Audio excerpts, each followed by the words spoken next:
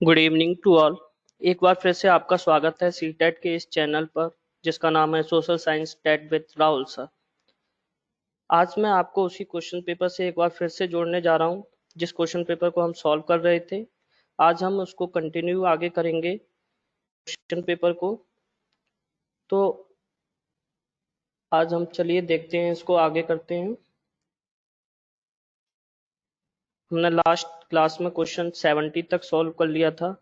आज हम 71 से इसको स्टार्ट करेंगे। चलिए निकल आए हम। 71 क्वेश्चन नंबर है, निम्नलिखित में से कौन भारत की संविधान सभा में मसौदा समिति के अध्यक्ष थे। मसौदा समिति का मतलब होता है ड्राफ्टिंग कमेटी, या इसको दूसरी भाषा में प्रारूप समिति कहते हैं।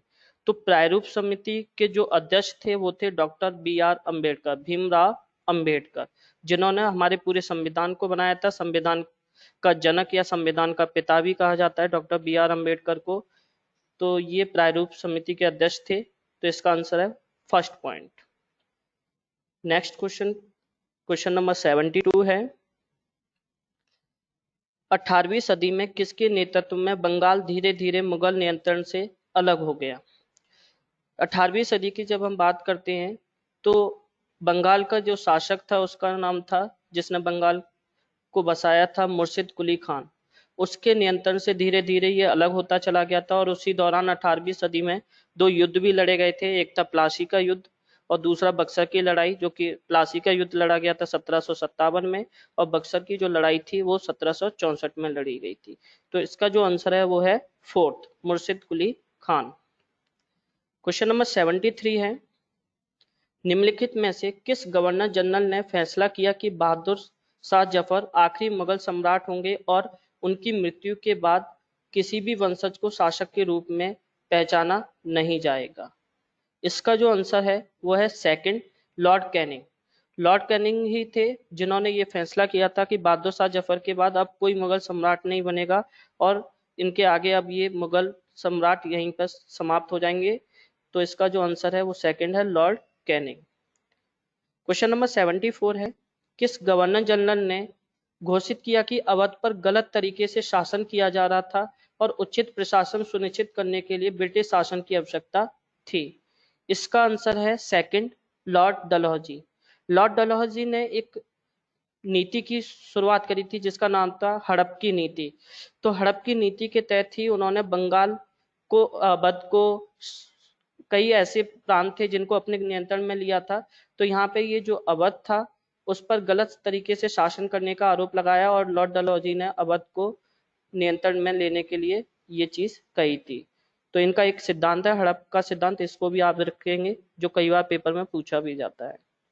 क्वेश्चन नंबर 75 है, कानपुर के किस शासक ने खुद को पेशवा कहा। तो कानपुर के जो शासक थे नाना साहेब, ये 1857 की क्रांति में यहाँ से नेतृत्व भी कर रहे थे। इन्होंने अपने आप को खुद को पेशवा कहा था। तो इसका आंसर जो है वो है फोर्थ पॉइंट, नाना साहिब। और इसको ये भी याद रखेंगे कि 1857 की क्रांति में कानपुर से जो नेतृत्व किया था वो नाना साहिब और तात्या टोपे थे जिन्होंने ये नेतृत्व किया था। क्वेश्चन नंबर 76 है, कारखाने के विषय में पढ़ाने के लिए सबसे उपयोग विधि कौन सी है। यानी इसमें से कारखाने विषय को पढ़ाना है, फैक्ट्री को पढ़ाना है, तो इसमें से हम किस विधि का प्रयोग करेंगे ये आंसर बताना है। तो किसी विशेषज्ञों को निमंत्रित करना, किसी औद्योगिक कारखाने की यात्रा आयोजित करना, एक डॉक्यूमेंट्री फिल्म दिखाना, एक कहानी सुनाना। कभी भी किसी भी बच्चे को पढ़ाया जाता है किसी भी विषय के बारे में तो उसमें ये सारी चीजें यूज की जा सकती है, लेकिन इसमें सबसे जो बेहतर ऑप्शन होगा वो होगा सेकंड। क्योंकि जब हम किसी को विजुअली तौर पर खुद वहां पे प्रत्यक्ष रूप से उसका अनुभव करवाते हैं तभी बच्चे ज्यादा बेहतर तरीके से सीखते हैं। तो किसी औद्योगिक कारखाने की यात्रा आयोजित करना ये सबसे बेहतर तरीका होगा जिससे बच्चे उस फैक्ट्री को, उस औद्योगिक कारखाने को समझ सकें बेहतर तरीके से। तो इसका आंसर है सेकंड। क्वेश्चन नंबर 77 है, एडुसेट से क्या अभिप्राय है। एडुसेट जो है एक उपग्रह का नाम है जो कि भारतीय उपग्रह है, ये मानव के द्वारा निर्मित है। तो इसका जो आंसर है वो है थर्ड पॉइंट, एक मानव निर्मित भारतीय उपग्रह। क्वेश्चन नंबर 78 है, पंचवाणी और बीजक में निम्नलिखित में से किस महान हस्ती के छंद और विचारों को संरक्षित किया गया है। इसमें पंचवड़ी और बीजक की बात करते हैं तो इसमें कबीर के विचार को संरक्षित किया गया है, कबीर ने की जो बाणी है उसको शामिल किया गया है। तो इसका जो आंसर है वो है फर्स्ट कबीर। क्वेश्चन नंबर 79 है, एलोरा की गुफा का भित्ति चित्र जिसमें विष्णु को नरसिंह अर्थात पुरुष सिंह के रूप में दिखाया गया है, किस काल की कृति है? इसका जो आंसर है वो राष्ट्रकूट काल है। ये जो एलोरा की गुफा का निर्माण हुआ था वो राष्ट्रकूट काल में हुआ था और उसमें ये सारी चीजें अंदर विष्णु से संबंधित नरसिंह भगवान को दिखाया गया है। तो इसका आंसर जो है वो फर्स्ट पॉइंट है, राष्ट्रकूट काल। क्वेश्चन नंबर 80 है, निम्नलिखित में से कौन सा संगठन उपनिषद में आस्था रखता है? यानी इनमें कौन सी जो संस्था थी, कौन सा ऑर्गेनाइजेशन था जो उपनिषद को ज्यादा मानता था? तो वो था ब्रह्म समाज। ब्रह्म समाज जो है वो उपनिषद में आस्था रखता है। ब्रह्म समाज की स्थापना राजा राम मोहन राय ने की थी, 1828 में की थी। ये दो चीजें और इसके साथ आप जोड़ के रखेंगे। रामकृष्ण मिशन की बात करते हैं तो स्वामी विवेकानंद का नाम आता है, जो कि उनके गुरु थे रामकृष्ण परमहंस, उनके लिए स्थापित किया गया था। ये भी आप यहाँ पे इसके साथ याद रखेंगे। चलिए अगला क्वेश्चन, क्वेश्चन नंबर 81 है, बात दिग्दर्शी का प्रयोग क्या मापने के लिए किया जाता है? तो इसका जो आंसर है वो है वायु दिशा। यानी वाइंड डायरेक्शन को मेजर करने के लिए हम वाइंड वैन बात दिग्दर्शी का प्रयोग करते हैं। तो इसका आंसर है सेकंड। क्वेश्चन नंबर 82 है, वायुमंडल की निम्नलिखित में से कौन सी परत रेडियो तरंगों के संचारण में मदद करती हैं? यानी जो रेडियो तरंगें होती हैं, सीधी सी बात है, वायुमंडल की किस परत में पाई जाती हैं? तो उसका जो आंसर है वो है बाह्य मंडल। यानी जो सबसे बाहरी मंडल होता है, बाह्य मंडल होता है, उसके अंदर ये तरंगें पाई जाती हैं। समताप मंडल की बात करते हैं तो इसमें ओजोन परत पाई जाती है। और इसकी जो जितनी भी लेयर है वो काफी इंपॉर्टेंट है, इस पर कई क्वेश्चन बनते हैं अलग अलग लेयर्स को लेकर। तो इसको आप पूरी डिटेल्स में हम टॉपिक करेंगे तो उस समय समझेंगे। क्वेश्चन नंबर 83 है, पृथ्वी की विभिन्न परतों को क्रम में आंतरिक से बाहरीतम परत तक पहचानिए।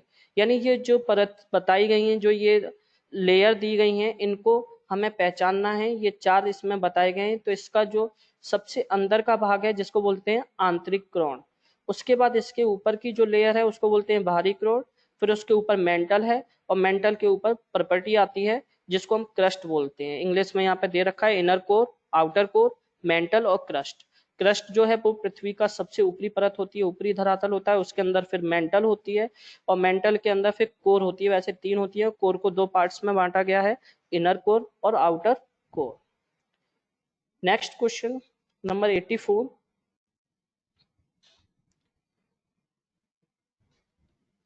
दिए गए आरेख में सूर्य, पृथ्वी और चंद्रमा की स्थिति को ध्यान से देखिए और बताइए कि यह क्या दर्शाता है। यहाँ पे ये चंद्रमा को दिखाया गया है, ये पृथ्वी को, ये सूर्य को। पृथ्वी और सूर्य जो है आमने सामने हैं और चंद्रमा जो है वो पृथ्वी के सामने है। तो ये लगभग 90 डिग्री का एंगल बना रहे हैं। ये जो होता है इसको हम बोलते हैं लघु ज्वार भाटा। जब पृथ्वी सूर्य और चंद्रमा के बीच में आ जाती है तो इसमें क्या होता है, यहाँ पे सूर्य का जो प्रकाश होता है वो चंद्रमा तक नहीं पहुंच पाता है और इसको हम चंद्र ग्रहण बोलते हैं। और जब चंद्रमा पृथ्वी और सूर्य के बीच में आ जाता है तो उस स्थिति में सूर्य ग्रहण होता है। यह आपने पूर्णिमा और अमावस्या के रूप में पढ़ रखा है कि अमावस्या के दिन चंद्र सूर्य ग्रहण होता है और पूर्णिमा के दिन चंद्र ग्रहण होता है।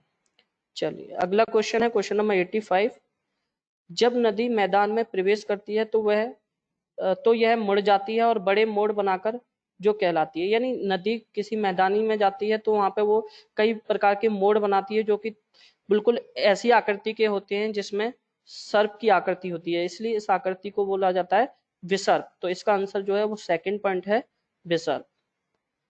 क्वेश्चन नंबर 86 है, अधिकांश दुर्गम क्षेत्रों जल, कपड़े एवं दवाओं को वितरित करने के लिए यातायात का कौन सा साधन बेहद उपयोगी होता है? तो जब किसी भी दुर्गम क्षेत्र में आपदा की स्थिति में वहां पर सबसे बेहतर जो यातायात का साधन होता है वो वायु मार्ग। क्योंकि वायु मार्ग एक ऐसा साधन है जिसके द्वारा हम किसी भी क्षेत्र में पहुंच सकते हैं। पहाड़ी क्षेत्र में जो दुर्गम क्षेत्र हैं, जहाँ पे बड़े बड़े आपदाएं आती हैं, उनमें जो सहायता दी जाती है वो वायु मार्ग के द्वारा ही दी जाती है। तो इसका जो आंसर है वो 4th पॉइंट है, वायु मार्ग। क्वेश्चन नंबर 87 है, भूगोल की वह शाखा जो विशिष्ट कहलाती है। तो जिसमें हम मानव जनसंख्या का अध्ययन करते हैं, तो भूगोल की वो शाखा है जनसांख्यिकी, यानी जनसंख्या का अध्ययन करना, सीधी सी बात है। तो इसका आंसर जो है वो 2nd पॉइंट है, जनसांख्यिकी। क्वेश्चन नंबर 88 है, सूर्य गुजरात में अरुणाचल प्रदेश के लगभग 2 घंटे बाद अस्त होता है। अरुणाचल प्रदेश गुजरात की तुलना में उच्च अक्षांश पर स्थित है। यानी ये एक कथन दिया गया है और ये उसका कारण दिया गया है। इसको पहचानना है कि क्या इन ऑप्शन में से सही है। तो सूर्य गुजरात में अरुणाचल प्रदेश से लगभग 2 घंटे बाद अस्त होता है, ये सही बात है, क्योंकि अरुणाचल प्रदेश में सूर्य पहले निकलता है और पहले अस्त होता है। गुजरात में 2 घंटे बाद में निकलता है, तो 2 घंटे बाद भी अस्त होता है। अरुणाचल प्रदेश गुजरात की तुलना में उच्च अक्षांश पर स्थित है, ये भी सही है कि इनके अक्षांश में अंतर पाया जाता है। तो लेकिन ये कारण जो है वो कथन को सही साबित नहीं करता, तो इसलिए इसका आंसर जो होगा वो है ए और आर दोनों सत्य हैं, लेकिन आर ए को स्पष्ट नहीं करता है। क्वेश्चन नंबर 89 है, निम्नलिखित में से कौन सा ऊर्जा का गैर परंपरागत स्रोत है। तो ऊर्जा के गैर परंपरागत स्रोत की बात करते हैं, यानी नॉन कन्वेंशनल की बात करते हैं, तो वो है सौर ऊर्जा, यानी जिसको हम पुनः निर्मित कर सकते हैं या नवीकरणीय है, सोलर एनर्जी, उसको बोलते हैं गैर परंपरागत। जबकि प्राकृतिक गैस, कोयला और ईंधन जो है ये नवीकरणीय नहीं होते हैं, तो ये कन्वेंशनल में आते हैं, परंपरागत में आते हैं, और सौर ऊर्जा जो है वो गैर परंपरागत स्रोत है। इसका आंसर जो है वो 2nd है। क्वेश्चन नंबर 90 है, विशेष रूप से निर्मित टैंकों और तालाबों में मछली का प्रजनन कहलाता है। तो जो हम मछली का पालन करते हैं या प्रजनन करते हैं उसको हम पिसीकल्चर कहते हैं। इसका जो आंसर है वो 3rd पॉइंट। यहाँ पे ये क्वेश्चन पेपर फिनिश होता है। चलिए आज हम इसको यहीं तक फिनिश करते हैं। नेक्स्ट वीडियो में हम आपको कुछ टॉपिक्स देंगे जो कि भूगोल से संबंधित होंगे, भूगोल के किसी एक टॉपिक को उसमें डालेंगे। तो इसलिए आप इससे जुड़े रहिए और ज़्यादा से ज़्यादा इस चैनल को लाइक एंड सब्सक्राइब कीजिए और बेल आइकॉन को दबाना जरूर मत भूलिए, क्योंकि उससे आपको टाइम टू टाइम नोटिफिकेशन मिलते रहेंगे जो भी वीडियो अपलोड की जाती है और आप उससे हमेशा कनेक्टेड रहेंगे। आज के लिए धन्यवाद।